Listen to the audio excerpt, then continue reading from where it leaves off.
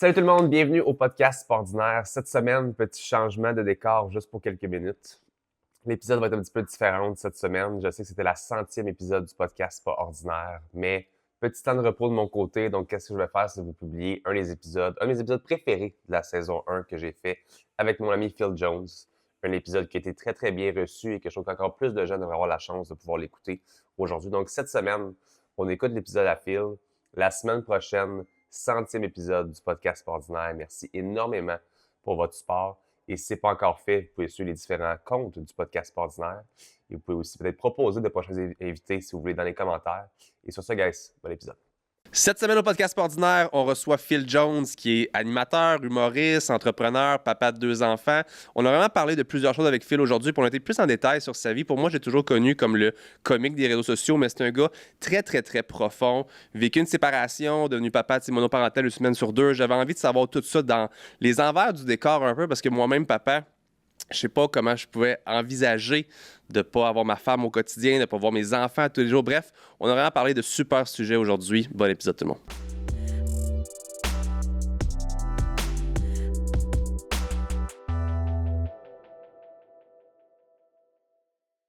Petite pause à l'épisode du podcast Ordinaire pour parler d'un de nos merveilleux sponsors qui est ma compagnie, Mindblow Energy. Eh bien oui, sachez que je sponsorise mon propre podcast, qui a dit que je pouvais pas.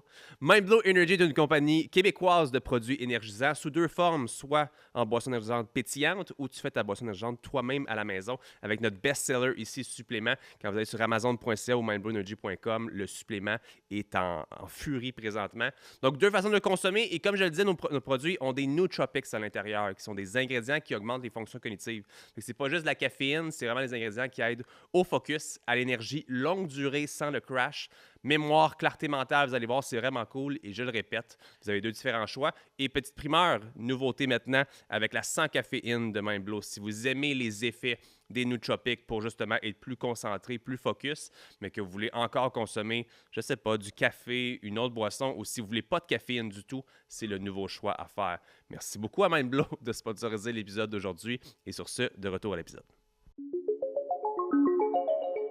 On est avec Phil Jones au podcast Ordinaire. Comment ça va, mon chum? Ça va, toi? Ça va très bien. Merci d'avoir accepté l'invitation. C'est le fun que tu sois avec moi aujourd'hui. Ben, regarde, ça me fait vraiment plaisir. Mais là, peux-tu m'ouvrir une canette de thé en partant? Parti. Tu me laisses même pas le temps de te l'offrir. T'es déjà Parce que j'ai les spots depuis tantôt. Avec plaisir. Là, aujourd'hui, on a les Mindblow qui sont là. Tu le sais, c'est ma compagnie. Et on a les Jouvence aussi de Nova Pharma. By the way, changement de décor aujourd'hui. On est au studio 77, nouveau studio.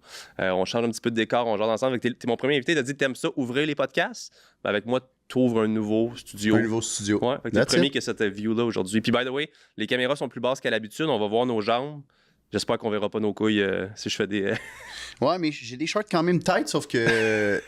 OK, une charge, j'ai pas mis un crop top. Ah, oui, peut-être que je vais devoir blur des choses, mais... de papa. Ouais, c'est ça. Choisis ce que tu veux. Qu'est-ce qui t'intéresse aujourd'hui? Mais j'ai jamais goûté encore. OK. Tu sais à quoi ça me fait penser, le nom de ton brand? Vas-y. J'espère que c'est bien.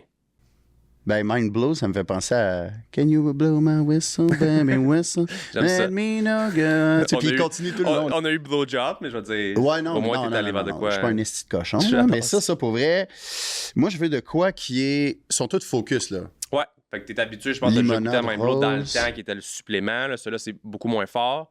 Mais on a 3 saveurs. On a la pink limonade. Fraise kiwi, ça, c'est mon genre. Puis on a l'original qui est un peu plus conventionnel, un peu plus boisson énergisante conventionnelle.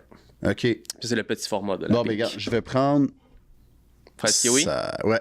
Je te suis avec une grosse de pink limonade. Ah, ce son. Cheers! Cheers. Hey, encore merci. Fait que, aujourd'hui, on parle ensemble de toi, de ta carrière, de plusieurs différentes choses. Comme je t'ai dit quand je t'ai approché, t'es un papa comme moi, t'es un entrepreneur comme moi, t'es un gars de création de contenu comme moi. Je suis pas un humoriste comme toi, mais on a beaucoup de points en commun. Puis pour moi, ça avait du sens de te recevoir sur le podcast parce que je voulais jaser tout ça. Mais je veux qu'on passe un petit peu par la base parce que je te connais pas depuis des années. On s'est toujours parlé un petit peu. Mais je pense que ça remonte à aussi loin que 2013 quand tu as commencé à faire des clips. Ça se peut-tu? Ouais, 2013. Ça nous vieillit un peu, right? Ça le quoi? Ça nous vieillit un peu. Ah, man. Moi, ce qui me vieillit le plus, c'est quand on me reconnaît puis qu'on me vous voit puis que c'est des jeunes de comme 18, 19, 20 ans. OK. Qui sont, hey, monsieur, je vous vois sur TikTok. Ah ouais. Je suis comme, ah, OK, je suis rendu là. T'es le monsieur de TikTok. Ouais. Puis c'est drôle parce que là, tu sais, comme dans peut-être 2-3 dernières années, c'est comme, hey, je t'ai vu sur TikTok. Mais avant, back in the day, c'était juste, hey, le gars de Facebook. Exact. C'était juste Facebook. Là, ça marche plus. Ouais. Facebook, Ben, de ça mon marche côté, plus. ça. Non, c'est pas vrai. Je publie encore sur Facebook, moi. OK. Dans le fond, je poste sur TikTok, Instagram, Facebook, la même vidéo. Puis, honnêtement, j'ai des folles stats là, sur Facebook. Là. Je sais pas qu'est-ce qui Les fait. vidéos à du 500 000 vues et plus là, dans les derniers mois, là, ça marche encore. C'est juste que le monde sont moins... En termes de créateurs de contenu, les gens ils focusent plus là-dessus. Là. On dirait qu'il faut que tu sois rodé sur Facebook ou whatever. On dirait que... Tu peux plus partir à partir de là, aujourd'hui, en 2024, sur Facebook, puis percer comme si tu passes TikTok ou Instagram. Mais je te dirais, TikTok, je pense que c'est le médium le plus facile à partir. Ouais, là. moi, je suis d'accord, 100%. Ouais. Tu as eu ton premier 100 000 abonnés, je pense, après comme 1 an de création de contenu un peu plus sérieuse, right? Ouais. Comment ça s'est passé pour toi? Je veux dire, quand tu t'es lancé comme ça, c'était-tu un objectif? C'était-tu un loisir? Comment ça se passait? C'était pas un objectif, man. C'était vraiment de me retrouver. OK. Ouais. C'était vraiment juste de faire quelque chose que je faisais avec mes chums, mais de le mettre sur les réseaux. OK. Ben, je me souviens, là, au secondaire, tu sais, dans ce temps-là, c'était beaucoup plus difficile de filmer des trucs, là. Mais j'aimais ça faire des petits sketchs, des petits scénarios de m'amener. On a eu une bulle, on a fait comme le psychologue, que moi, j'étais le patient, puis mon ami était le psychologue, puis on riait tellement à faire ça. Quand on regardait ça, après ça, sur caméra, puis on le gardait pour nous autres, là. On mettait pas ça sur les réseaux. Puis après, à partir de là, on en a fait peut-être 2 ou 3 autres seulement. Puis un moment donné, j'étais dans une pause où que je me cherchais beaucoup, puis tu sais, je faisais plein de petits jobs. Écoute, travailler busboy d'un resto, j'étais allé laver des voitures dans un concessionnaire. Okay. J'en ai fait plein de petits jobs de même. Une année, je travaillais à cabane à sucre pendant genre une journée et demie. Une demi-journée, excuse. Ouais. Oh ouais, le gars, je suis rentré, j'ai fait un petit peu de job, j'ai fait, moi, moi je suis calé sur mon camp. J'ai fait une demi-journée, c'était l'heure du dîner, je suis allé dîner, je suis jamais revenu. Et Ouais. C'est pas sur ton CV, il m'attend encore, là. C'est ça, mais c'est ça, tu sais, je pense que ça arrive à tout le monde, peu importe l'âge. Je suis même pas obligé d'être début vingtaine, parce qu'il y en a qui sont à 40, 50 ans, et qui peuvent aussi chercher, c'est juste normal. Ça, c'est ce qu'on appelle se remettre en question pour faire des choses qui fitent vraiment avec nous. Tu sais? Fait que là, j'étais rendu à un point dans ma vie où que c'est ça. J'étais tanné de vraiment faire quelque chose par défaut. Je voulais vraiment faire quelque chose avec mon cœur. C'est sûr que je savais pas que je pouvais éventuellement gagner ma vie avec ça. Puis même au début, man, on pouvait pas gagner sa vie avec les réseaux sociaux. Tu sais, dis-toi que j'ai commencé en 2013 pour le plaisir. Tu sais, toutes les niaiseries que je filmais avec mes chums, je me suis dit, il m'a filmé ça, puis je vais me mettre sur Facebook. Puis j'avais pas d'attente, là. J'ai juste fait, je veux mettre ça sur Facebook pour le plaisir, puis ça a explosé du jour au lendemain. C'est fou, ça. Vraiment. Ça a explosé du jour au lendemain, man. Si je me souviens, j'avais eu comme 400 likes en 2 ou 3 jours sur une vidéo. Puis dans ce temps-là, c'était beaucoup. 400 likes, j'avais 300 amis Facebook. Okay. Puis c'était juste du monde que je connaissais, tu sais, des connaissances secondaires, mettons. Ouais. Puis, non, c'est ça. Tu sais, tu connais-tu Mark Fit? Oui, of course. Mark, il m'avait dit, tu sais, comme... C'est lui qui m'a poussé à mettre ça sur Facebook, la vidéo. Parce que j'avais envoyé une petite vidéo, une niaiserie que je faisais chez nous. Puis là, il dit, c'est drôle, man, mets ça sur Facebook. Puis j'ai mis ça sur Facebook. Puis je savais même pas qu'on pouvait gagner des followers ou quoi que ce soit. Dans le temps, je pense que c'était pas des followers, mais... Oui, c'est ça. Oui. Parce qu'il y avait des pages dans le temps? C'était même pas des pages. Okay. C'était un profil Facebook, comme tout le monde a. Puis... j'avais des demandes d'amis. Puis là, une année, je pense que la limite, c'est 5 000. Puis après le 5 000, les gens... Quand ils demandaient une demande d'amis, ça disait que les amis sont pleins, mais là, ça faisait comme tu tombes en followers. OK. Fait que c'est ça. C'est de même que j'ai remarqué une année, j'ai fait, hey, j'ai 10 000 personnes qui me suivent. Ouais. C'est drôle parce que c'est un autre point commun qu'on a ensemble parce que Marc a été comme l'influence que j'ai eu d'avoir commencé vraiment l'entraînement. C'est lui que je suivais tous ses workouts étant jeune. J'avais 17-18 ans puis j'écoutais ses affaires. Mais c'est à cause de lui que j'ai lancé techniquement un peu projet physique parce qu'il m'a donné la passion pour l'entraînement. Ah, c'est hot. Fait que c'est fou pareil. Toi, t'avais-tu une inspiration à ce moment-là? Parce que je me rappelle, dans ce temps-là, moi, j'écoutais le Stupid Show avec David Denner, les niaiseries de Caillou Roche, ces affaires-là. Ouais. Y avait-tu quelque chose que t'écoutais à ce moment-là qui te donnait l'inspiration ou au contraire, c'est juste toi, des niaiseries comme tu dis que tu fais avec tes chums? Pas d'inspiration, man. C'était vraiment moi. J'étais juste comme ça, étant... je viens juste d'avoir un souvenir qui me pop. J'avais peut-être... Man, j'étais jeune, là. J'avais peut-être 8 ans. OK. Et mon oncle, il avait une caméra. Puis, tu sais, si j'avais 8 ans, je suis né en 89, c'était en 80. Je suis pas bon en calcul vite, en 97, ça. T'avais 8 ans, ouais, ça. Il y en a qui vont peut-être faire le calcul, vont dire, ben non, c'est pas ça. Mais, anyway, tu sais, comme des années 90, là, il fallait vraiment que tu aies une caméra comme un caméscope, là. Tu sais, là, genre le gros format carré. Puis, il nous avait demandé à moi et mon frère était plus jeune que ça, on a 3 ans de différence, il y avait genre 5-6 ans, puis on a fait un petit film que lui était le réalisateur, le producteur, puis il nous disait quoi dire, il nous disait quoi faire, puis on se posait juste pas de questions, on le faisait, puis on avait du fun. On faisait un petit film de même. Puis je me souviens, c'est à partir de là que ça m'a comme donné le goût de faire ça. Ouais. J'avais vraiment aimé ça. Fait que... Petite pause à l'épisode d'aujourd'hui pour parler d'un des sponsors qui est Promotion Horizon, un nouveau sponsor au podcast Sport Ordinaire. Et si vous avez des besoins en matériel promotionnel, en vêtements, casquettes, peu importe ce que vous avez besoin comme matériel imprimé, Promotion Horizon donne généreusement des vêtements et accessoires aux invités du podcast Sport Ordinaire. Elle peut faire la même chose pour vous, pour votre entreprise, pour votre projet de business, pour votre compagnie de vêtements, pour vous-même aussi peut-être.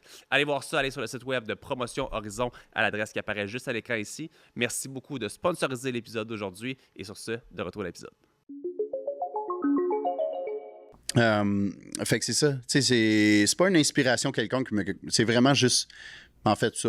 Avec mon oncle, puis après ça, je me suis dit, hey, c'est moi, ça. J'aime ça faire ça. Ouais, puis veux pas, pour vrai, j'étais beaucoup en besoin de reconnaissance puis d'attention. Comme, même encore aujourd'hui, puis je m'en rends compte des fois. Avant, je m'en rendais pas compte. Maintenant, je suis comme, oh shit, là, je fais ça. Tu sais, mettons, j'ai rien à dire aujourd'hui. J'ai pas fait de story, rien. Puis je cherche à faire une story. Pourquoi je fais ça? Ben, j'ai besoin d'être vu, j'ai besoin d'être entendu, d'être reconnu. Ouais. C'est ça, c'est de l'ego, ça. Tu sais, on a besoin de reconnaissance, mais je peux très bien juste être inactif, puis ça changera pas le monde. Il y a personne qui va faire comme, ah, il n'a pas été actif aujourd'hui. Personne. Tout le monde fait sa journée, tout le monde fait leurs affaires, même si t'es The Rock, là. Ouais.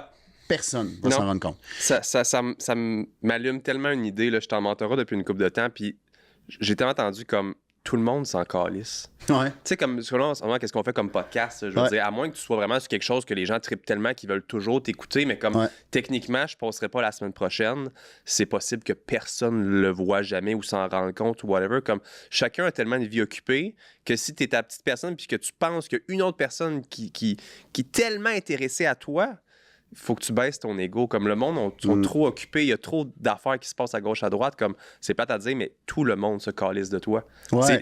Mais même moi, je me crisse de toi. Là. Je sais même pas pourquoi je suis ici. Non, c'est pas vrai, y a pas de problème. Non, je t'aime beaucoup pour vrai. Mais je pense que si tu calcules, mettons, en pourcentage, le monde qui care vraiment puis le monde qui care pas, si tu voyais ça sur papier, tu ferais « Oh shit! » Ça fait mal. Oui. Il y a peut-être 1% des gens qui te follow qui care vraiment. Puis je suis généreux en disant 1%. 100%. Oui, il y en a qui sont abonnés parce qu'ils aiment ce que tu fais, mais comme, man, si tu joues au lendemain, exemple, moi j'ai déjà joué à la victime en faisant comme, je te donne une passe un petit peu plus difficile, là, une couple d'années après avoir commencé la création de contenu. J'étais sur ça, tu sais, j'avais besoin d'attention. Fait qu'une année, j'ai fait, moi c'est fini, moi je lâche tout, non, puis j'espérais donc que les gens fassent comme, non. Il y a peut-être 2 personnes sur toute mon audience qui ont fait ça, tu sais. Puis j'ai réalisé qu'au final, comme tu dis, nobody cares. C'est fou pareil, man. C'est fou. Mais le plus important, c'est que toi, tu cares. Ouais. On est attractif. Parce que si tu cares vraiment sur ton projet puis tu fais ça avec ton cœur, c'est là que tu es attractif puis que c'est là que tu vas... tu vas pas le faire pour juste des followers, des likes, des partages, des commanditaires, des ci, des ça. Tu vas le faire pour toi, puis le reste, ça va coller, ça va venir. Puis comme tu l'as dit, je pense qu'à un moment donné, ça fait son temps où est-ce que soit ça va se ressentir, que tu le fais de façon... C'est pas honnête ce que tu fais ou tu le fais juste pour l'attention puis tout. C'est fucking bon, man. Merci, hein, je suis content. C'est fucking bon. Je suis content. Hein? Excuse-moi de couper. Puis d'un autre côté, je pense qu'à un moment donné, ça va être avoir des passes comme que tu as eu, puis j'en ai eu aussi, des espèces d'écœurantites aiguës de pourquoi est-ce que je fais tout ça. Tu sais? Ouais. Mais ça, c'est une bonne question à se poser. Pourquoi je fais ça? Ouais. Est-ce que, moi, là, on me demandait de m'amener, c'est Manu Lemire qui m'a posé cette question-là. Shout-out à Manu, il est incroyable, ce gars-là. Il m'a déjà dit, ce que tu fais là présentement, est-ce que tu le ferais si tu avais 100 millions de dollars dans ton compte de banque? Puis ça, c'est quand j'avais ma compagnie de vêtements. Puis quand il m'a posé cette question-là, j'ai fait non. Puis c'est un peu un déclic que j'ai eu pour faire comme moi, OK, je suis à côté de la traque en ce moment. Ouais. Puis c'est correct, tu sais, ça faisait partie d'une expérience de vie que j'avais besoin de vivre, tu sais. Mais comme exemple, là, en ce moment, ce que je fais là, je travaille sur quelque chose que je vais lancer à l'automne. Si j'avais 100 millions de dollars dans mon compte, j'irais quand même de l'avant avec mon projet. 100%. Puis tu vois, c'est là où ce que tu fais comme, OK, ouais, je le fais pour les bonnes raisons. C'est là qu'on est capable un petit peu plus de se détacher de est-ce que les gens care pour mon projet? Ouais. Tu sais, au final, ça se peut que les gens care puis que ça marche pas ton projet. Puis ça se peut que les gens ne carent pas, mais que ça t'anime vraiment, puis que tu continues, puis une manée, t'es comme, OK, là, ça marche. Ouais, je ressens un peu la même affaire pour MindBlow versus Projet Physique que j'avais. J'ai vendu Projet Physique en janvier. Ouais, c'est vrai, tu faisais ça, toi, ouais. Ça faisait longtemps, ça fait 9 ans. Mais techniquement. Moi, je pense que c'est avec ça que je t'ai connu. Je pense que oui. Je pense qu'on s'est parlé au début. Je sais pas si c'est par rapport à ça. Ça fait longtemps de ça. C'est une couple d'années. Mais j'ai tout lâché ça parce que justement, c'était mon bébé depuis tellement d'années. Puis d'un autre côté, j'étais tellement plus passionné que tu te dis justement, je reste ce montant-là ou peu importe quoi. Je veux dire, est-ce que je continuerai à faire ça? Pas du tout. MindBlow, je regretterai jamais une scène de ça que je continuerais parce qu'en ce moment, je suis habité par quelque chose. Ou le podcast, même en faire aussi. Fait que. Tu sais que tu es à la bonne place quand tu le fais pour les bonnes raisons. Puis. Pour se rendre là, je pense qu'il faut que tu... T'as pas le choix, man. Il faut que tu vives des expériences. Oui. T'as pas le choix. Tu peux pas apprendre à te connaître juste en lisant des livres. Tu vas apprendre le plus à te connaître en passant à l'action, en vivant des expériences. C'est ça que j'ai remarqué parce que, tu sais, j'ai essayé plein de petits projets, moi aussi, depuis que j'ai commencé la création de contenu. J'ai déjà fait une compagnie qui s'appelait Forfait de fou. J'ai fait ça pendant comme 5 mois. OK. Ouais. C'est que j'approchais des compagnies, puis là, je leur disais, hey, moi, je connais plein de créateurs de contenu. On va faire de la grosse promo pour ta business. Okay. Si tu vends un forfait vraiment un gros forfait là, à genre 50-60% de rabais pour que les gens fassent wow, ça va te faire un gros coup de publicité. Moi, je te donne une cote sur mes ventes. Moi, je garde ça. Je m'organise avec les influenceurs. J'ai fait ça pendant à peu près 5-6 mois. Blanchiment dentaire. Ouais. Okay. Des affaires de même. Je me suis fait avoir partout. C'est vrai? J'étais allé calice. Ben non, c'est pas fait avoir. Mais je vais t'avoir. Je me fait avoir. OK, t'en as acheté un. Est-ce que je t'ai encouragé, on peut dire ça, mais en même temps, comme je vous laisse non, ça. mais legit, les services avec qui je faisais affaire, je sais que c'était 100% legit. Là. J'ai déjà fait affaire aussi avec Fit Menu dans le temps. Il y en a d'autres. Là. Puis en tout cas, c'est ça. Il a fallu que je passe par là pour faire comme non, that's not it. C'est pas moi, ça. Ouais. Même chose pour la compagnie de vêtements Vision que j'ai man, j'ai tellement mis du temps et de l'énergie là-dedans, c'est incroyable. Là. 4 ans de ma vie que... C'est pour ça que je me regarde dans le miroir maintenant, puis je suis comme, je commence à avoir des petits poils gris dans la barbe. C'est pas les enfants, ça. Je te confirme, mais regarde, parlons-en justement de Vision, c'est un peu plus loin dans ma cédule, mais vu qu'on l'aborde, pour moi, c'est super important parce qu'on s'est un peu plus parlé dans ce temps-là aussi. On a parlé un peu de MindBlow, on a parlé Vision, tu m'avais envoyé un chandail aussi. Tu as eu ça pendant quelques temps, puis tout d'un coup, paf, ça disparaît au complet. Veux-tu nous parler un peu de techniquement qu'est-ce qui est arrivé, qu'est-ce qui a fait que du jour au lendemain, ça a comme arrêté? J'ai déjà... Je pense que j'ai été en surface un peu, puis j'ai dit aux gens publiquement, quand ça faisait déjà une couple de mois que j'avais fermé Vision, j'ai pas vendu, j'ai fermé. Okay. Moi, je voulais comme... J'étais tellement tanné, comme je te l'ai dit avant le podcast, moi, je suis tout ou rien en vie. Ouais. Soit que je suis vraiment all-in avec quelque chose, ou si je turn off, je suis complètement turn off, c'est fini. C'est parce que je suis beaucoup un gars de ressenti, je suis un hypersensible. Fait que je le ressens quand il y a quelque chose que... Quand c'est fini, c'est vraiment fini. Fait que c'est ça. Je l'avais annoncé une couple de mois après que je fermais. Puis pourquoi? Le pourquoi, c'était juste parce que je m'étais planté financièrement parce que j'avais aucune structure. Ouais. Mais je m'étais juste jamais intéressé à ça. Moi, je suis pas fait pour ça. Ouais. Puis tout ce que je voulais, encore là, je pense que c'était de la reconnaissance. Puis c'était aussi un peu un échappatoire. Okay. Ça, je l'ai jamais dit. Je faisais de la création de contenu depuis déjà... Attends, j'ai commencé Vision en début 2019, fait à peu près de 2013 à fin 2018, là, un 5 ans où je faisais de la création de contenu, mais même en 2018, j'avais commencé à réduire le nombre de vidéos que je produisais par semaine ou même par mois. De beaucoup, là, tu sais. J'étais rendu beaucoup inactif parce que j'avais perdu mon estime de moi. Okay. Pas la passion de le faire, mais mon estime. Fait que je me racontais des histoires, man. J'étais vraiment en mode... non, je suis pas fait pour ça. Ben non, j'ai fait mon... Regarde, j'ai roulé ma bosse là-dedans, je suis rendu ailleurs. Fait que c'est ça. J'essayais de me convaincre que j'étais rendu ailleurs, puis j'essayais de me convaincre que j'étais un entrepreneur. Parce que moi, je voulais montrer aux gens que, check, je suis capable de partir de quelque chose à zéro, tout seul, puis par moi-même rendre ça fucking big. En termes de vente, ça fonctionnait vraiment bien. Okay. Je faisais beaucoup de ventes. Okay. Parce que j'utilisais mon réseau, qui est quand même un très gros réseau. Puis, je te dirais même, 90% des ventes de Vision en 4 ans, ça a été organique. Tu sais, j'essayais de faire de la pub et tout, puis d'atteindre des gens qui me connaissent pas, puis ça marchait pas. Okay. Les gens achetaient parce que c'était moi. Ouais. Puis c'était des gens qui étaient abonnés à moi, puis qui aiment non seulement la personne que je suis, mais le produit que j'offrais. C'est comme du merch Phil Jones. Oui, c'est ça, carrément. Au lieu de mettre ma face dessus, c'était quelque chose que j'avais concocté, puis que je me disais, ah, ça fit bien avec moi. Puis, tu sais, même encore aujourd'hui, je trouve que ça fit bien avec moi, sauf que la business, moi, je connaissais rien là-dedans. Là. La business du vêtement, man, c'est... Tu sais, il y en a qui disent, hey, ça peut prendre 5 ans avant que ta business décolle, mais même 5 ans après, il y en a qui se mettent pas d'argent dans les poches. Là. Ouais. Tu sais, j'en connais des entrepreneurs ils n'ont pas eu le choix d'avoir une autre job puis de travailler quand même sur leur projet pendant des années. Ils payaient leurs employés, mais eux, ils travaillaient comme des malades sur leur business, puis en plus leur travail. Puis leur business leur rapportait rien, là, tu sais. Je pense que c'est une business sur 2 n'y arrive pas en 5 ans, puis une autre sur 2, dans le fond, la moitié de la moitié réussit pas 10 ans. Fait que tu te dis qu'au final, après 10 ans, il y a juste comme 25% des entreprises qui réussissent à vivre sans fermer ou faire faillite ou autre. Même là, je trouve que c'est beaucoup pareil. Ouais. J'étais sûr que c'était moins que ça. Parce que c'est très difficile de réussir là-dedans. C'est pas juste un following, faut que t'ailles. Faut que tu sois bien entouré. Ouais. Puis moi, j'étais tout seul, puis c'était mon ego. Je voulais tout faire par moi-même. Je voulais montrer que j'étais un workaholic. Je pense que j'ai essayé de faire ça pour comme montrer à mon père que j'étais capable de réussir dans la vie en faisant plus qu'une affaire. OK. Parce que j'ai souvent cherché à avoir la reconnaissance de mon père. OK. Ça, je m'en suis rendu compte plus tard, en vieillissant. Mais je veux dire, dans les dernières années. Ouais.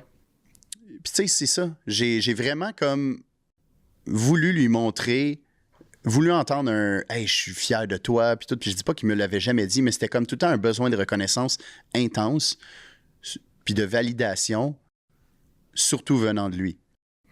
Puis quand j'ai commencé ça, man, je te dis, je connaissais tellement rien, mais quand je dis je connaissais rien, n'importe quel fournisseur de vêtements aurait pu me crosser facilement, là, tu sais, puis me dire « Ah, c'est ça que ça te coûte ». Je posais même pas de questions. Moi, j'étais comme, c'est quoi, combien ça coûte? Let's go. Je prenais de l'argent dans mon compte de banque pour commencer le projet. Puis dans ce temps-là, man, j'avais vraiment de la misère à gagner ma vie, là. C'était tough financièrement, là. C'était vraiment tough, là. Puis j'étais quand même all-in dans ce projet-là. Puis vu que c'était tough financièrement, j'avais même pas d'autres revenus, moi, là. Okay. Fait qu'à chaque fois qu'il y avait des rentrées d'argent, je me payais un petit peu, je continuais à travailler là-dedans.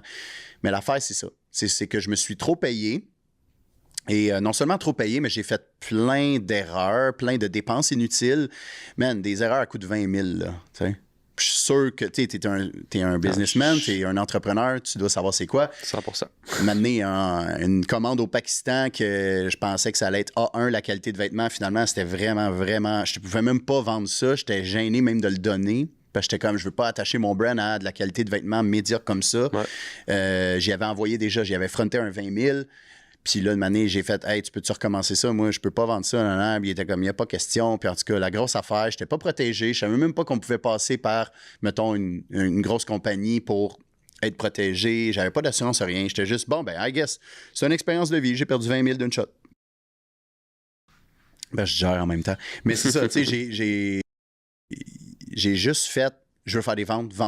J'arrivais avec des promos, man, de 50-60% de rabais pour faire le plus de ventes possible. Je faisais aucun calcul sur ma marge de profit, sur le cost, sur les taxes à mettre de côté, les impôts, les fournisseurs, la compagnie de transport. Man, les employés, le local, tout ça, c'est fou comment, au final, tu sais, exemple, une business, on va dire un chiffron qui génère 1 million par année, ils n'ont pas 1 million par année de profit, là. Pas du tout. C'est pas ça pantoute. Mais moi, j'étais comme, je voyais juste le chiffre dans le compte de banque de l'entreprise, puis j'avais jamais vu ça. J'étais dans 6 chiffres, puis j'étais comme, ah, OK, on achète un sofa, on achète une télé, on achète une nouvelle laver sécheuse, on achète ci, on achète ça.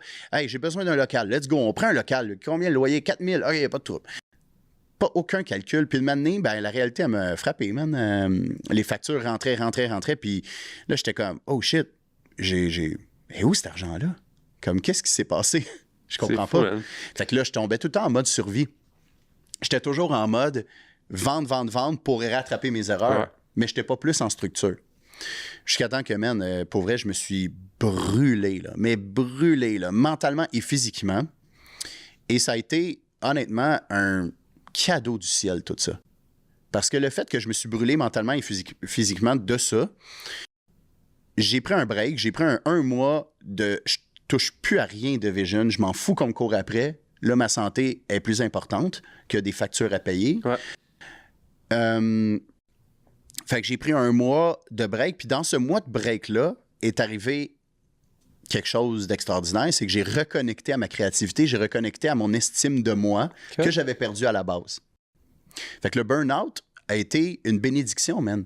Parce qu'au final, le burn-out m'a ramené à qui je suis vraiment, me ramener à la reconnexion, me ramener au gars créatif qui aime faire rire les gens. Fait que tout ça fait son sens aujourd'hui. T'avais besoin de te planter.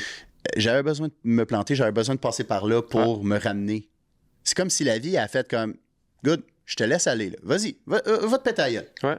Mais genre, tu vas revenir me voir. » Ouais. T'sais? Le petit gars à vélo, ton gars qui part à vélo, faut qu'il se plante, qu'il apprenne, faut que tu mettes ton pied. Ouais, exact. Ça. Fait que, honnêtement, je suis fier à 100% de tout ce que j'ai fait là-dedans. Man, je veux dire, ça m'a ramené à qui je suis, puis même plus aligné que jamais, là. C'est juste fou, là. Comme j'ai beaucoup appris à me connaître là-dedans. Puis aussi, non seulement ça, mais ça m'a permis de m'intéresser à mes propres finances. Okay.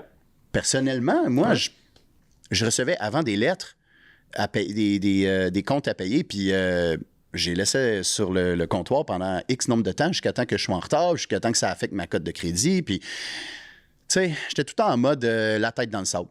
Tu sais, en termes de ça, là, les finances, les factures à payer et tout, jusqu'à temps que je m'intéresse vraiment à mettre de l'ordre là-dedans, parce que j'avais pas le choix vraiment, parce que je me disais, là, je veux arrêter ça. C'est fini, Vision. Pour moi, c'est complètement fini. Je suis brûlé des deux bouts. Ça me tente plus. À la fin, je parlais du brand, puis ça me tentait même pas, man. Je me forçais. Puis j'avais même quelqu'un qui m'aidait dans la compagnie, puis qui était fucking gentil, puis vraiment expérimenté, puis qui Écoute, c'était le gars que j'avais besoin au départ pour ce brand-là. Là. Puis là, je l'avais enfin dans les 3-4 derniers mois. Puis j'ai juste dit, hey, man, on est allé déjeuner de matin, puis j'y ai dit ça, puis il me disait, hey, je le savais, je le ressentais. Ça paraît que t'es plus motivé pantoute. Fait que j'ai arrêté du jour au lendemain, puis là, de matin, ben, j'avais des créanciers encore à payer là-dedans. Okay. Fait que il a fallu que je fasse des paiements au personnel, parce que je voulais pas déclarer faillite pour maganer mon nom pendant 7 ans.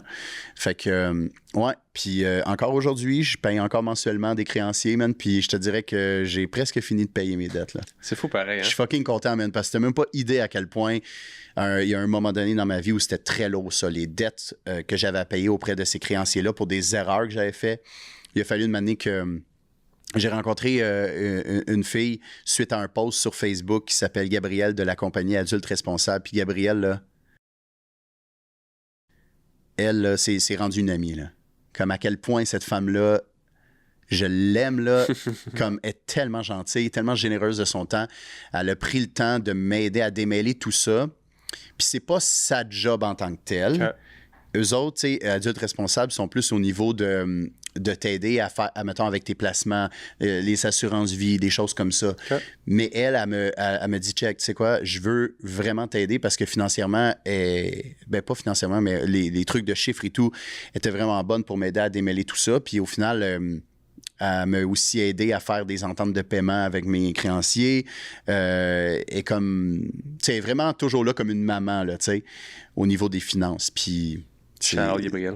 Ah ouais, vraiment, man. On se parle toutes les semaines quasiment, puis même quand ça va... Tu sais, je disais, c'était pas juste parce que ça allait mal dans ce temps-là, là. Tu sais, c'est comme, on se parle même quand ça va bien, là. Puis honnêtement, c'est ça. J'ai su démêler tout ça, payer les créanciers, puis là, j'ai complètement tourné la page, man. C'est comme... C'est sûr que ça me touche de voir que des gens...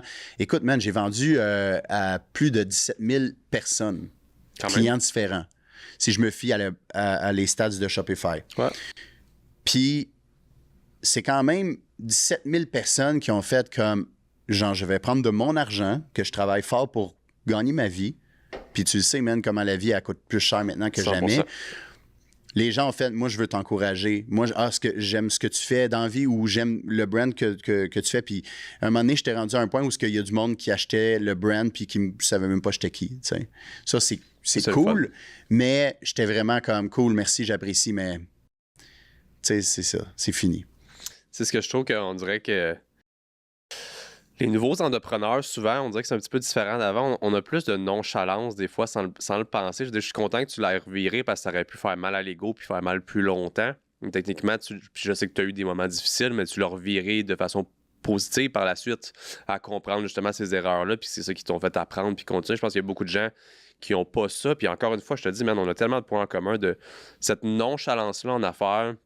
Je sais pas si c'est juste le fait d'avoir tout le temps une espèce de backup de il y a des gens qui me suivent, j'ai des employés, ou j'ai d'autres compagnies, mais j'étais dans la même affaire que toi de nonchalance, de comme ben c'est correct, l'argent rentre par là, puis il sort par là, puis c'est pas grave, puis à un moment donné, tu te rends compte, fuck, man, j'ai zéro calculé mes marges, puis mes trucs, puis tu te rends compte, hey, tu pensais qu'il y avait plus de rentabilité que ça, ou sinon il y a une problématique qui arrive, une affaire brise, ou un whatever, ou quelque chose passe au feu, puis tu peux te ramasser dans la merde parce que tu n'as tellement pas fait l'exercice de te préparer à quoi que ce soit, parce que t'es juste dans le moment présent, dans le vente, marketing, fait que je le vois de plus en plus d'entrepreneurs qui sont vraiment comme nonchalants, puis je le dis pas de façon juste péjorative, là, c'est comme, tu es juste tellement ancré dans ta passion ou dans ce que tu veux faire qui est mettre de l'avant ta brand, que comme tu l'as dit, les finances, c'est la première affaire qui prend le bord que tu y penses pas, puis tant mieux que ça a pu t'apprendre tout ça, puis qu'à cette heure, même tu as pu le mettre sur ton côté personnel, c'est le fun, là. Ah ben oui, je regrette absolument rien. Tu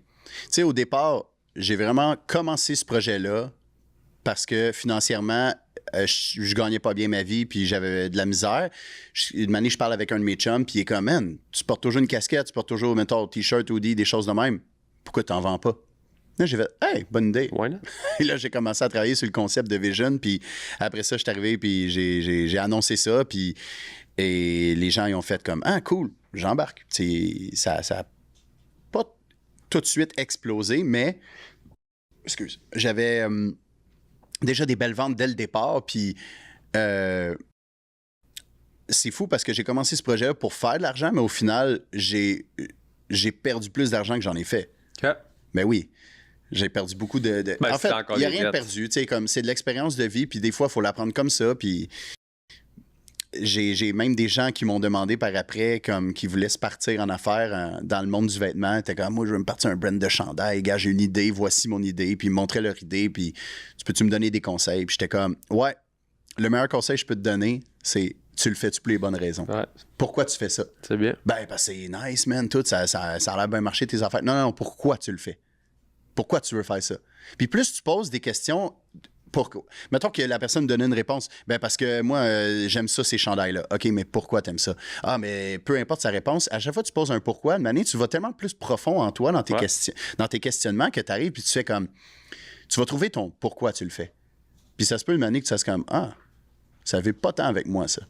Puis peut-être que c'est aussi le chemin que tu as besoin d'emprunter pour te ramener à qui que tu es vraiment. Ouais.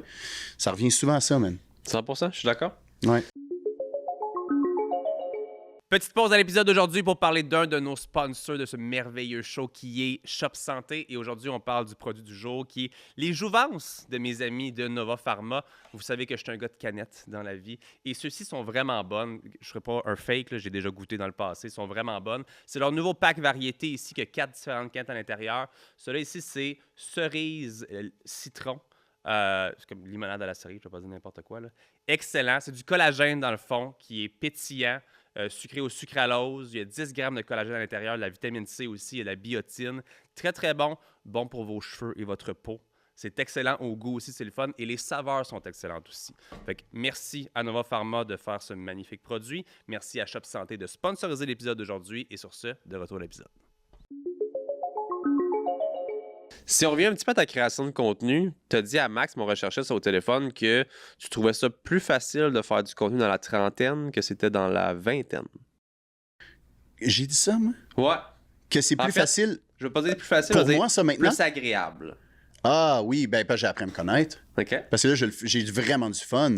Mais il y a un moment donné, au début, j'ai reconnecté avec mon fun que j'avais au début. C'est ça que je cherchais longtemps. OK.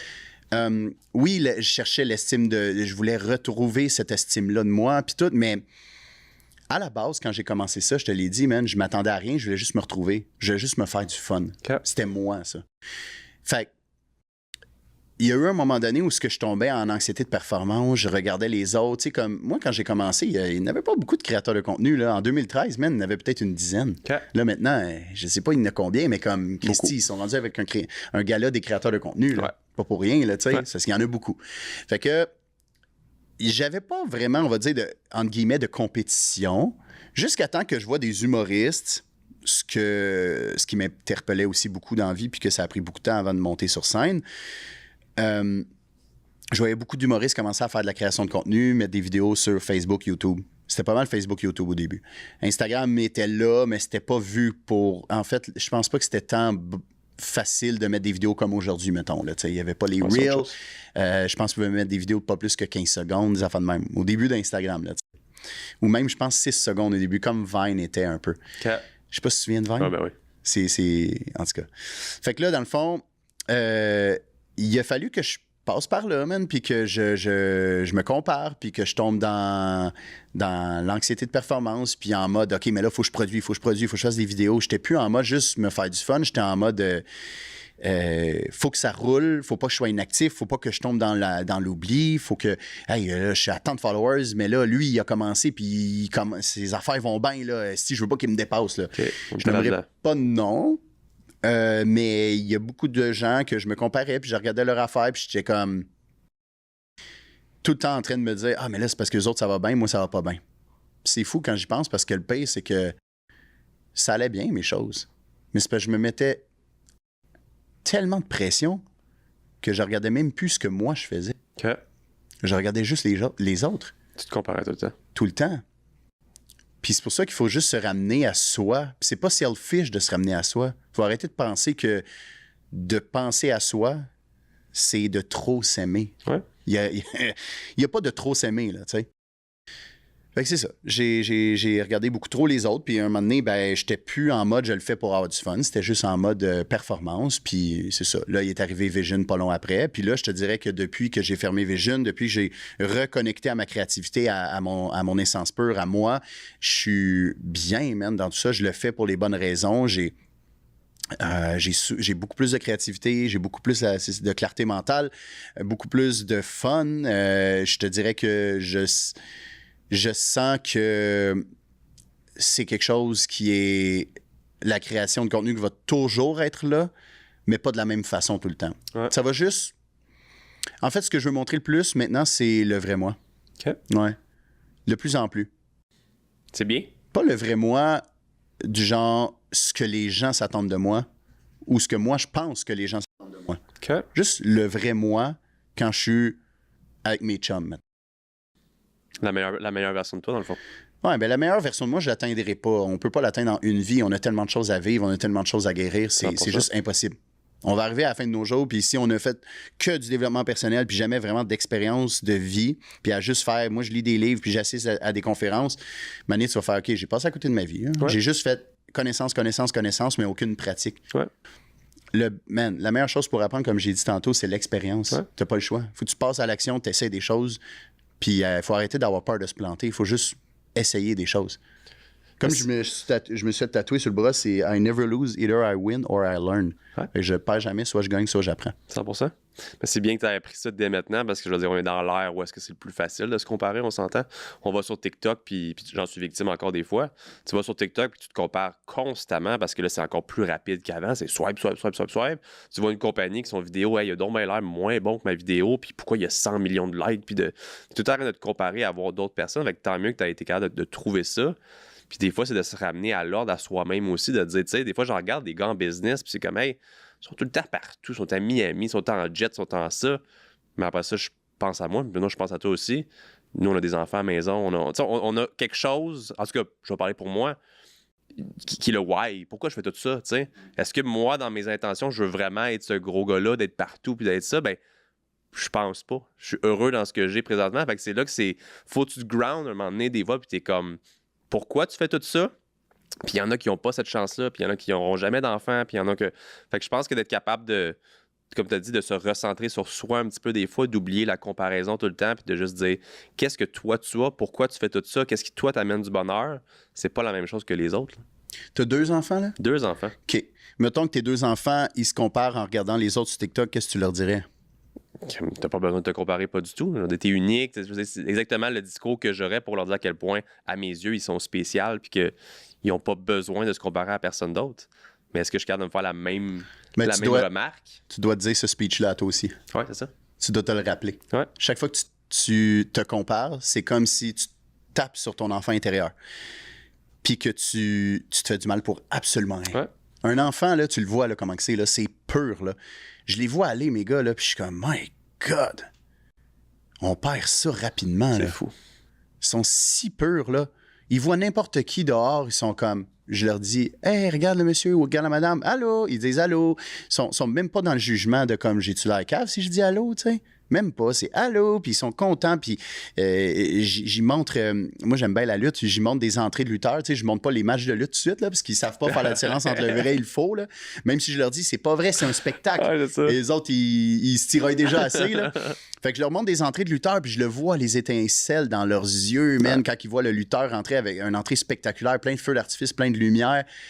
Puis là, ils me disent, papa, c'est qui ça? Puis là, je dis, c'est qui le lutteur? Puis là, ils sont comme, ah, OK, c'est lui. Puis là, ils connaissent la chanson. Puis là, je vois qu'ils sont... ça, là, man, c'est merveilleux voir ça. Là, je donne un exemple sur ça, mais ça peut être n'importe quoi d'autre. Des fois, on regardait le film de Mario. Ben, des fois, on l'écoutait peut-être 77 fois depuis qu'il est sorti, là. Le film de Mario Bros. J'ai hâte aux deux, là, mettons, là, parce que je l'ai vu le premier. Mais... mon plus vieux, ils ont 13 mois de différence. Quand je dis mon plus vieux, on dirait qu'ils sont quasiment à même âge. Noah James, qui a 3 ans, il me dit, des fois, il regarde la télé, puis là, il se revient vers moi, il fait « Papa, il dit, moi, je suis Mario, toi, t'es Bowser. » Puis là, il arrive, puis il commence à faire les sons, puis à sauter partout, puis c'est merveilleux, man. Ouais. C'est tellement beau, puis je dis pas que, hey, on est rendu adulte, faut retrouver ça nécessairement pour être bien, mais il faut faire des choses qui fait que on sent que notre petit enfant intérieur est content. Ouais. Puis c'est ça que là, j'ai essayé de retrouver pendant des années avec la création de contenu. C'est vraiment le petit gars de 8 ans qui faisait un film avec son oncle puis son frère, que je savais pas trop ce que je faisais, mais je faisais juste être là, dans le moment présent, à me faire du fun, sans jugement. Ça, c'est pour ça que je me dis des fois, je me le rappelle, ces choses-là pour justement arrêter de me comparer. Parce que tu disais comme, ça va vite, man. TikTok, Instagram, peu importe quel média que tu consommes le plus, il y a tellement de place pour tout le monde maintenant que c'est plus facile de se comparer. Oui.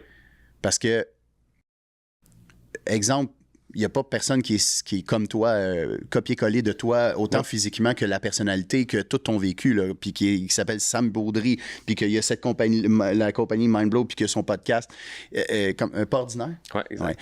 Ouais. Mais c'est ça, tu sais, comme, faut se ramener à ça des fois. Puis je te dis ça, puis même moi, ça me prend, des fois, OK, arrête ça, là.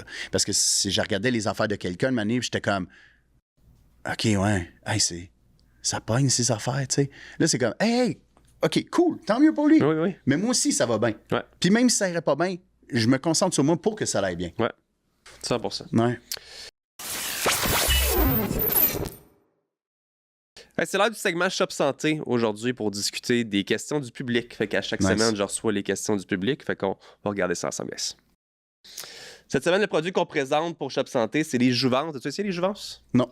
C'est des produits de Nova Pharma, dans le fond, qui sont des canettes, un petit peu comme Mindblow, mais de collagène. Fait qu'ils ont 5 saveurs, je pense, ou 6. Puis c'est vraiment cool parce que moi, je suis parti un petit peu sur une mode mocktail ces temps-ci. J'ai essayé d'arrêter de boire un petit peu, pas que j'avais des problèmes, mais juste j'ai mis ça de côté un peu. Pareil comme toi là-dessus. On dirait que l'after effect de boire. Ouais, puis on a des enfants, puis on veut être plein d'énergie. 100%. Là. Ben oui. Fait que j'ai commencé à boire ça, fait que t'essaieras éventuellement d'acheter ça Mindblow là, mais là, je pense ici, celui-là, c'est pas mal mon préféré, c'est le fruit du dragon. Fruit de la passion. Lotus, c'est fruit de la passion, je me suis trompé. Okay. Mais super, super bon, disponible dans toutes les shops santé. Fait que comme à chaque semaine, je demande au public de nous poser des questions. J'ai Sarah de Blainville. OK, j'avais envie qu'on aborde ça, mais j'ai laissé Sarah poser la question. Ouais. Comment est-ce que toi, tu vis la garde partagée avec tes 2 enfants en même temps? J'ai vu... On va parler de mon côté. J'ai vu tes vidéos dernièrement quand tu disais que tu n'avais pas encore fait les chambres des enfants. Ça m'a comme touché, man, en même temps, parce que ça, je te disais avant le podcast, on est 2 papas, on a du vécu très similaire. J'ai mes 2 enfants, ma femme est là. Des fois, je suis comme, esti, comment que j'y arriverais, ça serait pas là. Surtout en voulant travailler comme que je travaille, puis tout ça. Comment toi, tu deals avec tout ça? Ben, comme n'importe quel changement, au début, ça fait peur. C'est difficile, c'est inconfortable. Je te cacherai pas que, man, les premières semaines que j'étais vraiment déménagé, là. Parce que quand on était en séparation, mais que je me cherchais à un autre endroit où habiter, c'était pas la même réalité que dès que là, t'es comme, OK, là, on est séparés pour vrai, là. Ouais. J'ai mon chez moi, elle a son chez elle, on fait une garde partagée. J'ai braillé beaucoup, j'en ai vécu de la grosse peine, puis c'était pas le couple, parce que j'avais déjà commencé à faire mon deuil depuis le mois de novembre. Pour te mettre un peu en perspective avec les dates, on s'est séparés en janvier, mais moi, je suis déménagé le 1er février 2024. Fait qu'en novembre 2023, là, fin de l'année 2023, c'est là que j'ai entamé les discussions sur la séparation, puis que là, elle me disait « Hey, on est à la même place », puis elle aussi, elle était comme... On voulait prendre des chemins séparés. On s'entendait super bien là-dessus et tout. Fait que ça n'a pas été... Honnêtement, en termes de séparation de couple, ça n'a pas été difficile. Parce que ça faisait déjà des semaines ou des mois que je me préparais à ça, puis que dès qu'on s'en est parlé, on commençait à faire notre deuil. Puis je pense que là, j'aime pas parler pour les gens, mais je pense que pour elle aussi, ça n'a pas été trop difficile, le couple qui se sépare, mais la vie familiale. Ouais. Parce qu'elle me l'a dit, puis j'ai dit, c'est le deuil de la vie familiale, moi, qui me rentre le plus dedans. C'est sûr que de ne pas voir ses enfants tous les jours, c'est triste, c'est plate pour n'importe qui. Sauf que quand tes parents célibataires, puis que sont... Moi, mes enfants ont 13 mois de différence, sont rapprochés, ils ont 2-3 ans. Quand j'ai mon 2 jours tout seul ou mon 3 jours, je le prends le break. C'est pas méchant, là, mais comme... J'aime m'ennuyer. Oh ouais, c'est pas le fun de s'ennuyer sur le moment, mais comme quand j'y revois, je suis comme tellement content. Je suis plus patient. Je suis plus dans le moment présent avec eux. Je passe du temps de qualité plus que jamais. Et le plus important, c'est que je suis heureux. Je suis heureux parce que j'ai appris à vivre mes émotions. Et à pas les cacher, même devant mes enfants, des fois je pleurais, puis là ils me regardaient, puis ils comprennent pas à cet âge-là, puis je leur dis papa il vit des émotions, puis c'est correct, faut que je les vive, faut que je les extériorise, et éventuellement ils vont être sortis, puis ça va mieux aller, tu sais, c'est correct. Puis tu sais, c'est ça. Quand un moment donné, tu vis tes émotions, tu les extériorises, ben le nuage il est passé, puis là tu vois un petit peu plus le soleil, puis tu te sens mieux, puis tu commences à t'habituer à ce nouveau mode de vie-là. Mais au début, c'est ça. Comme je te disais, c'est inconfortable, puis c'est challengeant. Mais au final, je me suis toujours dit, j'aime mieux que mes enfants voient 2 parents heureux séparés que malheureux ensemble. 100%. Puis c'était ça dans les derniers mois avec mon ex. On n'était pas bien ensemble. On n'était juste pas sur la même longueur d'onde. Puis au final, honnêtement, aujourd'hui, on est tellement des bons amis. Ça, c'est le fun. Mais tellement. Ça, c'est vraiment le fun. Je suis juste... Tu sais, elle me parle de ses affaires. Si elle a rencontré un gars ou pas. Moi, j'y parle de mes affaires. Si j'ai rencontré une fille. On parle de tout et de rien. Puis, tu sais, l'autre jour, c'est juste random. Je l'ai appelé pour lui poser une question parce que j'étais sur la route puis je voulais pas texter. J'appelle, puis finalement, on a parlé 20 minutes de temps au téléphone. On parle de plein d'affaires, évidemment, les enfants, la plupart du temps. Tu sais, moi, pour vrai, je souhaite ça à tout le monde là, qui vivent une séparation, là, de bien s'entendre comme ça parce que, hey man, les enfants, ils ressentent tout, là. Les enfants ressentent tout. C'est des éponges, là. Y a-tu beaucoup de questions reliées à ça? Je veux dire, ils sont jeunes encore, mais y a-tu... Ben non, parce qu'on leur a vraiment tout dit. Tu sais, moi, en novembre, quand j'ai approché le sujet de la séparation, je leur disais à voix haute, là, on était en auto, puis j'allais porter à la garderie, puis j'étais comme, ben papa et maman vont prendre des chemins différents, puis c'est la vie. Tu sais, j'ai dit, on n'est plus un couple, mais on va toujours rester votre famille. Puis j'arrêtais pas de le dire pour qu'il l'enregistre. Puis là, de m'amener Noah James, c'était juste famille. Puis là, j'étais comme oui. Tu sais, un goût de brailler. Puis tu sais, j'étais comme mais oui, c'est ça. Ouais. Puis regarde, c'est pas parce qu'on donne la vie qu'on est obligé de s'aimer pour la vie. Ça, c'est bien dit. Une fausse perception, une ancienne mentalité de genre, mettons, nos parents ou nos grands-parents plus. Qu'ils restent ensemble toute leur vie, puis qu'ils sont pas bien, puis c'est parce qu'on a des enfants, on est mariés, on peut pas se séparer, tu sais. Maintenant, ça change beaucoup. Les gens se choisissent de plus en plus, là. Je suis vraiment content d'entendre ça, parce que je sais à quel point, des fois, c'est difficile des séparations, puis que comme ça peut être d'un bord ou des deux, qu'il y a des conflits, qu'il y a des choses de votre côté. Je suis vraiment content, même, que ça se passe bien, puis que au final, tu te dis que vous êtes plus heureux dans tout ça, puis que les enfants vont pas en écoper, parce que c'est tellement ça le plus important. Puis comme je te disais, c'est pour ça ma question, quand j'ai vu la question de Sarah, J'étais pas stressé de te le demander, mais moi, j'y pensais, j'essayais de me véhiculer là-dedans, puis j'étais comme, hey, j'imagine pas passer par là. Évidemment, on n'est pas dans une mentalité de séparation de ma femme, mais de penser à mes enfants, je serai pas avec eux autres, où ils vont vivre cet événement-là. Ouais. Mais tu as très bien... Mais il faut pas aller trop loin non plus dans sa tête, parce qu'on se fait des peurs. Ouais. Et ça sert à quoi de se faire des scénarios quand t'es même pas là? Ouais. Parce que même moi, on était en mode séparation et tout, puis j'étais comme, ah, mais les enfants, mais si, mais ça, ils vont-tu manquer d'amour? Ils vont-tu plus aimer être chez leur mère que leur père ou vice-versa? Une année, là, faut juste faire, hey, tu sais quoi? C'est ce que j'ai à vivre, je le vis, colique. Ouais. Là, c'est ça, là. La vie, c'est un jeu, c'est des victoires comme des défaites, c'est des belles choses à vivre comme des moins belles choses. Mais il faut arrêter de juste, comme tout le temps, se créer des scénarios, man. Il faut juste y aller. Puis avant que tu passes à la prochaine question, je dis de quoi d'important par rapport à ça. Il y a tellement, mais tellement de gens qui m'ont écrit depuis que je suis séparé, puis qui m'ont dit « Hey, j'ai entendu dire que vous êtes séparés, puis c'est pour le mieux, puis là, je vois que vous vous entendez bien, nan, tu sais, comme... Moi aussi, j'aimerais ça me séparer, j'ai des enfants, mais je suis pas capable. » Il y a beaucoup de gens. Okay. J'ai été surpris, là.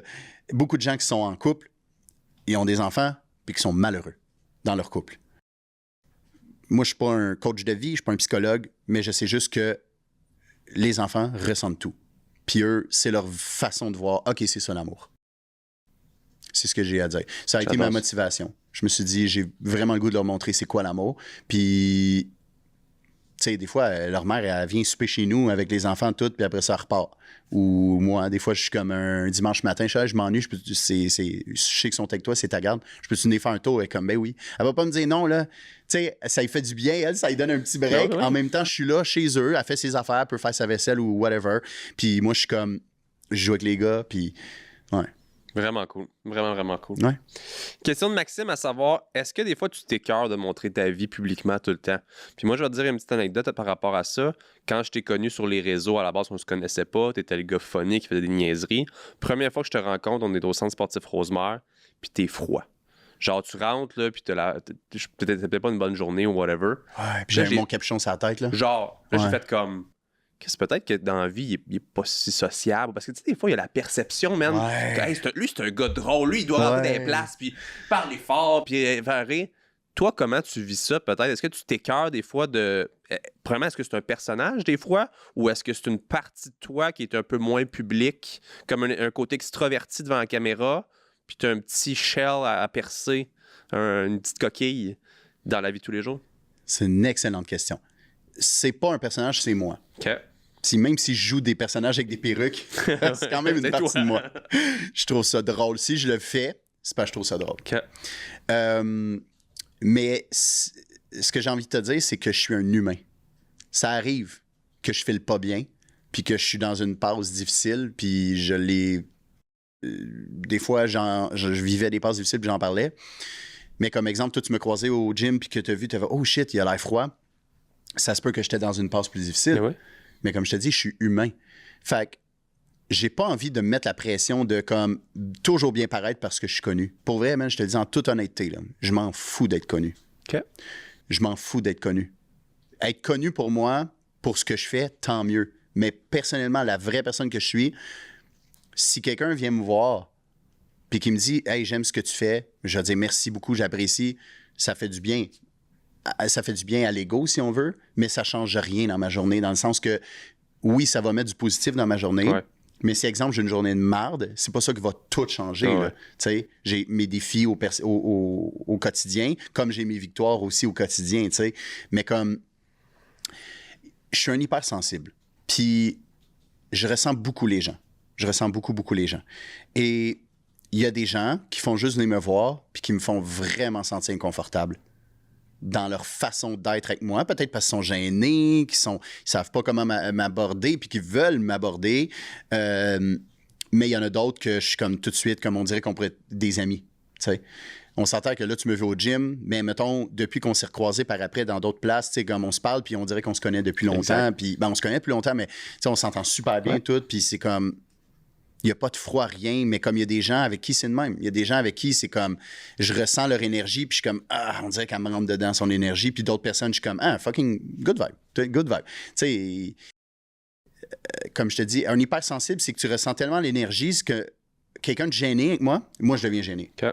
Quelqu'un qui est maladroit, je deviens un peu maladroit dans ma façon de faire. Tu sais, ça arrive une année, je suis à la caisse, à l'épicerie, puis là, elle scanne mes affaires, puis là, la caissière me reconnaît, puis là, je le sens qu'elle me reconnaît, mais comme tellement gêné que moi, je suis comme si je deviens plus là. Je suis plus dans le moment présent. Je fais juste penser à elle qui fait comme, ah, Phil Jones est devant moi. Qu'est-ce qu'il va dire? Tu sais, comme, hey, je suis un humain, là, comme tout le monde, là, comme toi, là. Tu sais, je chie le matin comme toi, là. Oui, ça passe. Ouais. OK, mais ça répond bien à la question. Mais pour répondre vite de même, oui, non, excuse, ça me dérange pas de montrer ma vie publique, c'est un choix. C'est sûr que, mettons, là, j'ai appris de tout ça, mais je pense que ma prochaine relation amoureuse, les gens vont être au courant, ils vont le savoir, mais je veux pas la montrer. OK. Ouais. J'ai C'est décidé que je voulais pas montrer ça. C'est plus de vie privée. Mais mes enfants, moi, ça me dérange pas de le montrer. Tu sais, j'ai du fun avec ça. Là. On fait des vidéos et tout ensemble. Un jour, ils vont regarder ça, ils vont être contents que j'ai fait tout ça. Ils vont faire comme, what? C'est cool. Parce que moi, j'aurais aimé ça, mettons, que mon père fasse des vidéos comme ça. Mais tu sais, c'est ce que moi, j'aurais voulu. Je veux dire, ça veut pas dire que c'est ça qu'eux veulent. Mais en tout cas, tu sais, je fais rien de déplacé. On se fait juste du fun. 100%. Ouais. Hey, merci, gang, pour vos questions pour Phil. Puis merci énormément à Shop Santé de sponsoriser l'épisode d'aujourd'hui. J'ai envie qu'on parle un petit peu de ta nouvelle vocation de stand-up. Tu as commencé à en faire avec le gala Influence Création que j'étais présent. On sponsorisait avec Mindblow là-bas. Moi, j'ai vraiment aimé. De l'autre côté, j'ai entendu que tu t'es comme fait légèrement ramasser. Est-ce qu'on va dire légèrement ou plus que ça? Je veux dire, comment toi, tu as vécu ça? Parce que moi, je t'ai trouvé très, très bon. Honnêtement, j'ai mieux aimé ta présence là-bas que, mettons, la présence à Julie cette année. Puis Julie, je l'adore. Mais j'ai beaucoup aimé le côté humour de l'an passé. Puis j'ai pas trouvé ça maladroit. J'ai trouvé ça excellent. Toi, comment tu as vécu ça? Puis comment les gens ont perçu ça? Écoute, c'était pour moi le plus gros stress de toute ma vie. OK. Tu sais, dis-toi que avant qu'on me propose ça, en fait, ça a été peut-être une proposition directe. Ça a été, hey, on aimerait ça te tente-tu d'être dans le comité des juges pour le premier gala des créateurs de contenu? Okay. Là, j'ai fait, ouais. Là, j'ai dit, avez-vous un animateur? Ils m'ont dit non, mais on regarde ça. Là, j'ai fait, je me propose. Ils ont fait, hey, c'est une bonne idée parce que ça fait très bien. Tu sais, t'es là depuis le début de la création de contenu, si on veut, au Québec, dans les débuts. Et ça fait très bien. Ouais, bonne idée, gars, on te revient. Ils me reviennent la journée même. Hey, go, on veut que tu animes. Puis là, j'ai commencé à faire shit. Fuck, que j'ai fait là. Qu'est-ce que j'ai fait là? Parce que pour moi, animer sur scène ou faire un stand-up sur scène, c'était ce que je voulais faire depuis tellement longtemps, même avant ma création de contenu. Avant, je commence en 2013, je me voyais sur scène. Je faisais des rêves de ça. Puis ça a toujours été ma plus grande peur. Mais ça a l'air que ma question de tantôt, à savoir, devant la caméra, des fois, on est super à l'aise. Ouais. Devant une foule de personnes, man, c'est une complète game différente. Ouais. Non, c'est vraiment pas la même game, man. Oh, non. C'est ma zone de confort là, derrière la caméra, comme ben des créateurs de contenu. Devant un public, là, maintenant, je suis vraiment confortable, là, parce que je suis embarqué sur scène une 50aine de fois depuis le gala. Nice. Mais là, on parle du... Quand on me proposait ça, en fait, quand je me suis proposé, puis qu'ils ont accepté,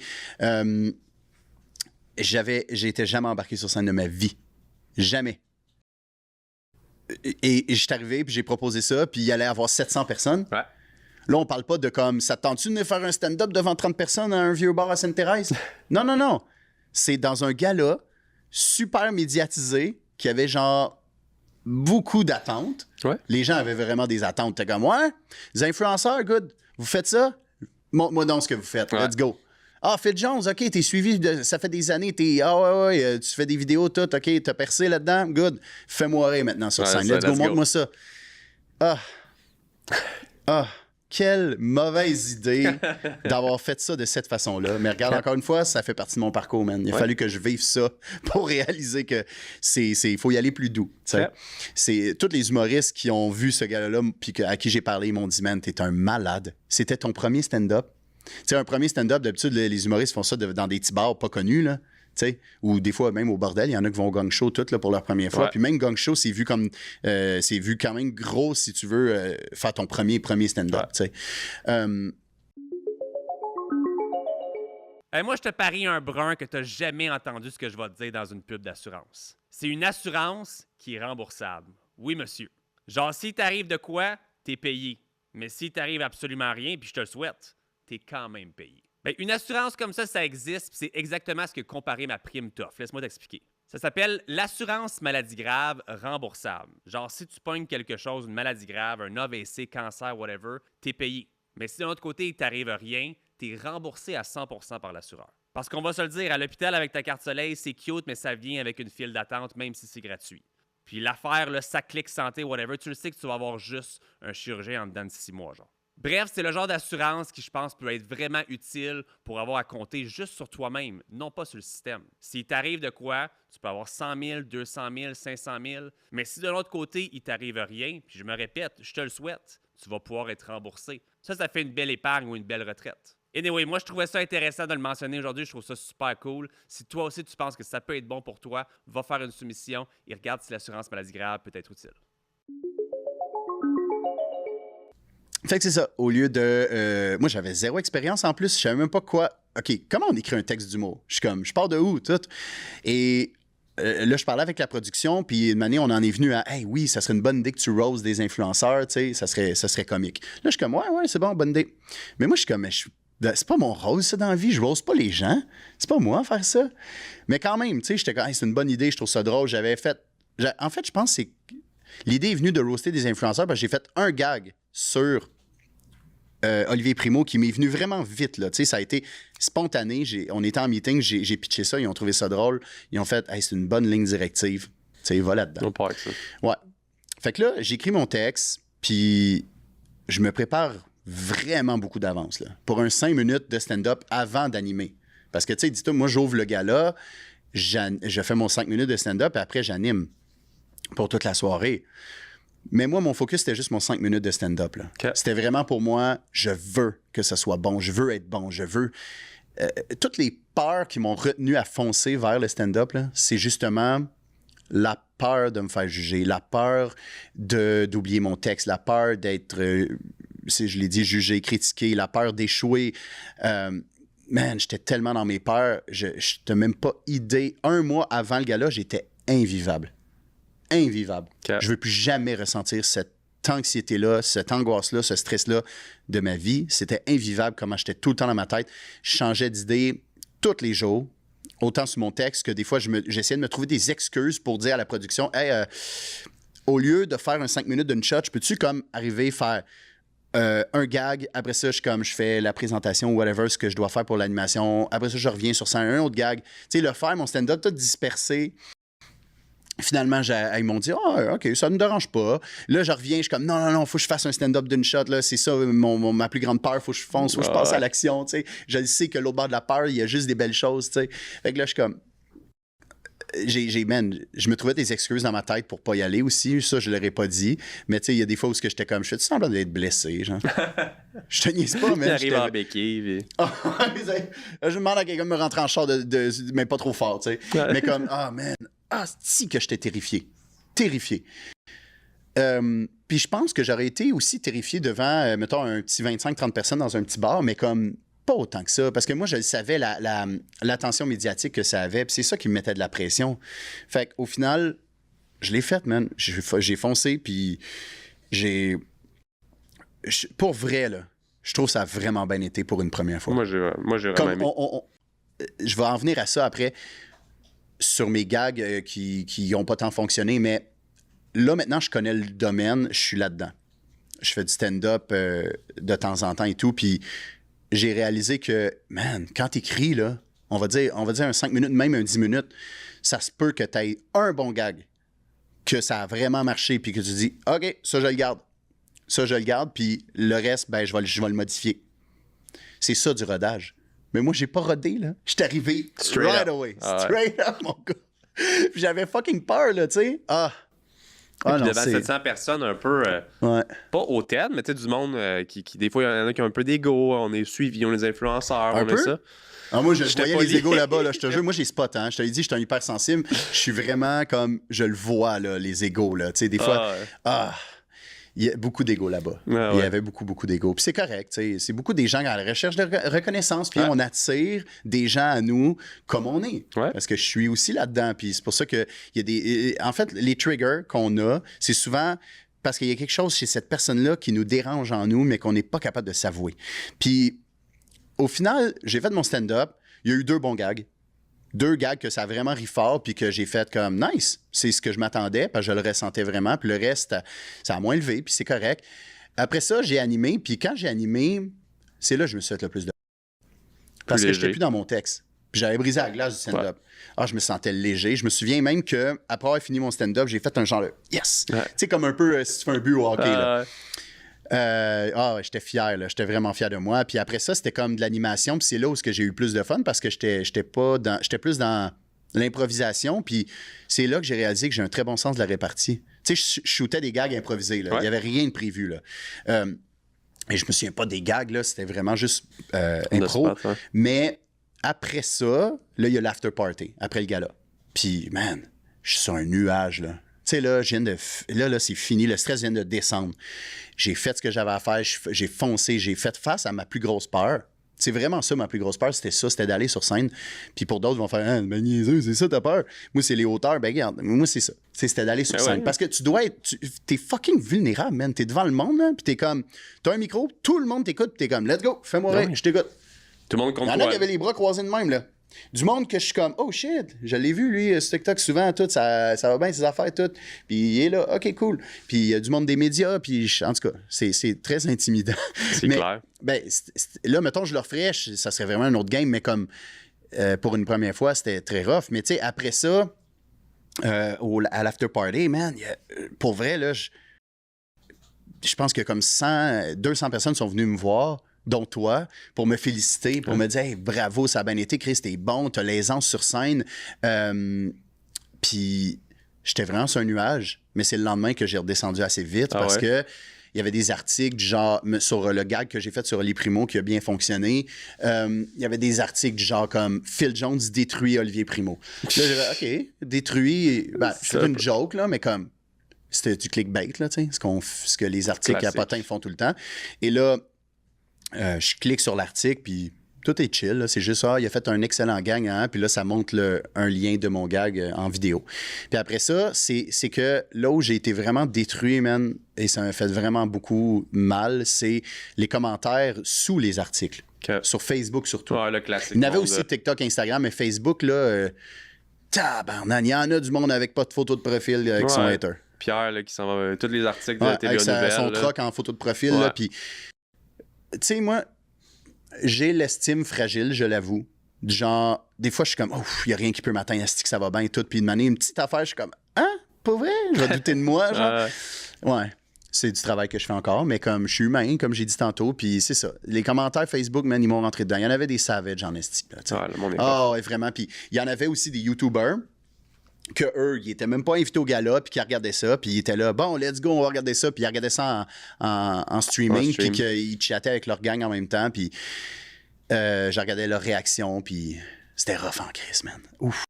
Ah, c'était rough de voir ça, là, de faire comme, mais il est bien pas drôle, pourquoi il fait ça? Non, ta gueule, ta gueule! Le monde me disait ça de même. Je le voyais en vidéo, là, j'étais comme... C'était ma plus grande peur, justement, pour ça. Puis c'est inévitable. Il fallait que je le vive pareil, man. Ouais, je pense que je me suis quand même fait critiquer, je me suis quand même fait juger, je me suis pas, je vais pas dire planter, c'est pas le bon terme, parce que pour moi, c'est pas ça, se planter. Mais Chris, man, tout ce que j'ai voulu éviter pendant une dizaine d'années, c'est inévitable. Il fallait quand même que je fasse face à ça.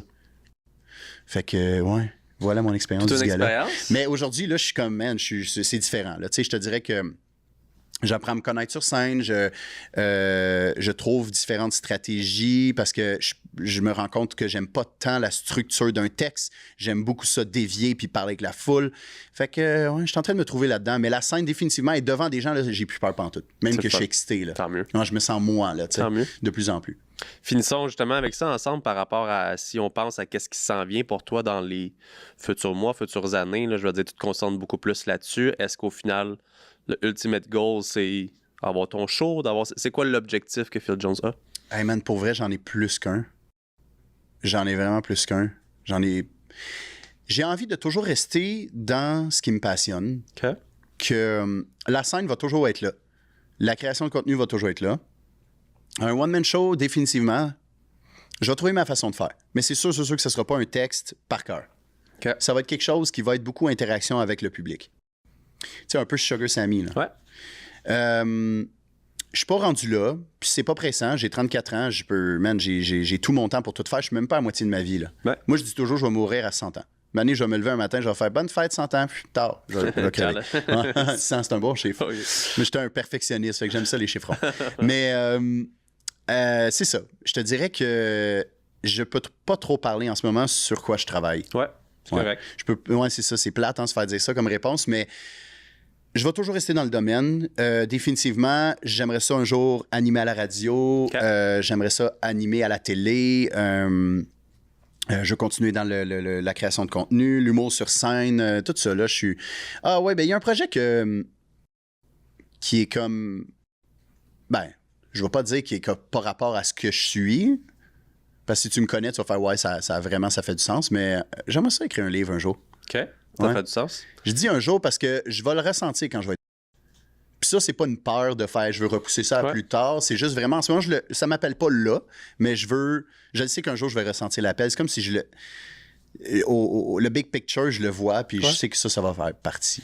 Mais c'est le fun de te voir comme ça, à quel point, c'est justement, en ligne, c'est souvent l'humour, c'est drôle, c'est les personnages que tu joues, comme tu dis, la perruque et ça. Mais t'es un gars avec beaucoup plus de profondeur qu'on arrive à te parler, puis que t'as énormément de vécu. Mais tu as énormément d'apprentissage qui emmène à la personne que tu es aujourd'hui aussi. Fait que c'est le fun. Puis je pense qu'un livre, encore là, c'est ton livre. Là. Je te dirais jamais comment écrire ton livre.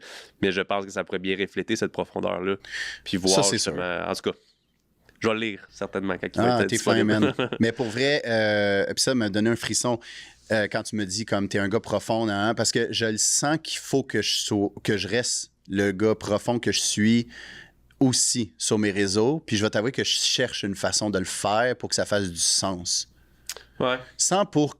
Comme je te dis, je suis pas là en mode je veux être sur mes réseaux, être le gars qu'on s'attend de moi. Ça, c'est fini, ça. Ouais. Je veux être vraiment le vrai moi, tu sais, comme j'ai dit au début du podcast, mais c'est ça, je cherche une façon de faire que je vais pouvoir rester le vrai moi en étant aussi dans l'humour, mais profond. C'est comme si j'ai pas encore figure it out comment. C'est pas, je vais pas dire contradictoire, mais l'humour, c'est souvent dans la légèreté, la profondeur, c'est profond. Fait que des fois, on disait que tu as une ligne directrice avec l'humour.